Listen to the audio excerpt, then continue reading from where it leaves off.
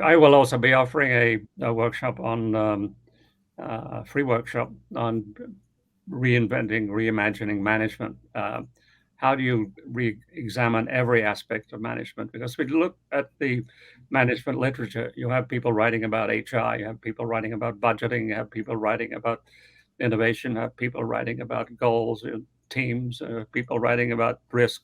How do you put it all together? What we see is that merely fixing one piece of the organization doesn't work because the whole rest of the organization, all the other processes in the organization combine to say that isn't the way we do things around here. So the budget gets cut. The HR starts to say, well, those people need to be reallocated somewhere else. Risk comes in and says, this is too risky. We can't do this.